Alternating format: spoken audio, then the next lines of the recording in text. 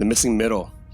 This is something that is I would say, it's something that we really have some really serious discussion about.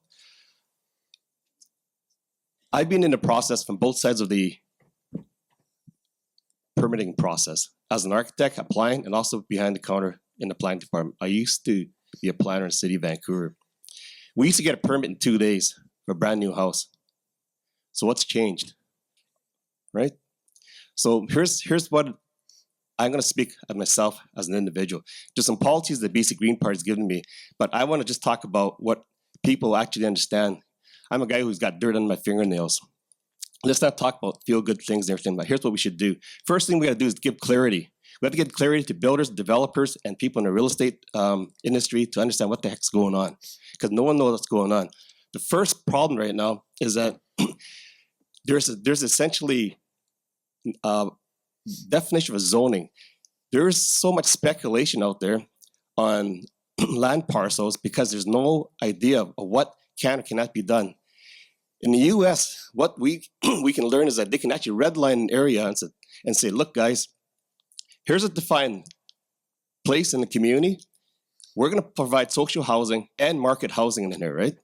But we're not going to mix the two. We're not going to ask the builders to have 20% or whatever social housing inside this building. It doesn't work.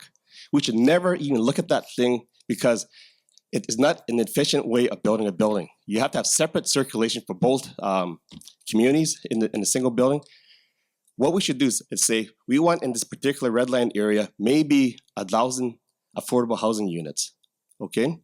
And then somewhere else here, market housing. What happens then is that we leave it up to the creative market forces to come up with solutions. And you'd be amazed when you allow free enterprise to go look at something and make it work. The problem we have today right now is that we have these well-meaning people in the civil service who want to do the right thing, but they don't know where to start. So we're following the same old formula from the past, and it hasn't worked. The US had figured it out in the 60s and 70s and what they call urban renewal. It didn't work. So what are we doing wrong right now? Is we don't have clarity.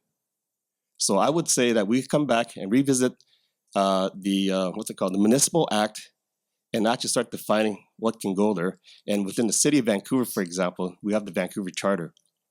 Because this discretionary zoning allows people to speculate. And that's the thing that's driving up a lot of the numbers in the land value.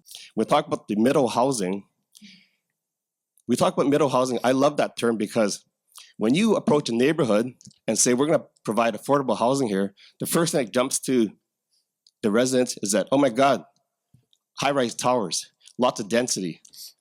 You're going to have NIMBYism, and that's going to stop any progressive efforts happening. There's something we can really easily do. For example, the city of Vancouver is just to tweak the zoning. Very simple, existing stock already in neighborhoods like duplex, RT3, multiple units, and single-family neighborhoods. Right now, the city of Vancouver would enforce the illegal suites and kick them out. So that doesn't help anyone. So what we should do is actually allow and revisit and retweak the existing municipal zoning and say, let's allow these things to happen. We have a thing called the MCD, a multiple conversion dwelling, which means that if you look at a house that has the potential to have another unit in it, why not allow that to happen? But you have to go through a very tedious rezoning effort, and nobody knows what's really going on. But all you do is just add a few words and change the zoning a little bit, allow it to happen. It's easy to identify because there are pockets within neighborhoods that you can actually see where these things are happening. And when that happens, when the zoning allows it to happen, a good thing will occur. The BC building code will come into effect, and all of a sudden these things are legal and they're safe. And that's just some of the ideas that we would like to share. So real solutions instead of just nice feel-good guidelines. Thank you.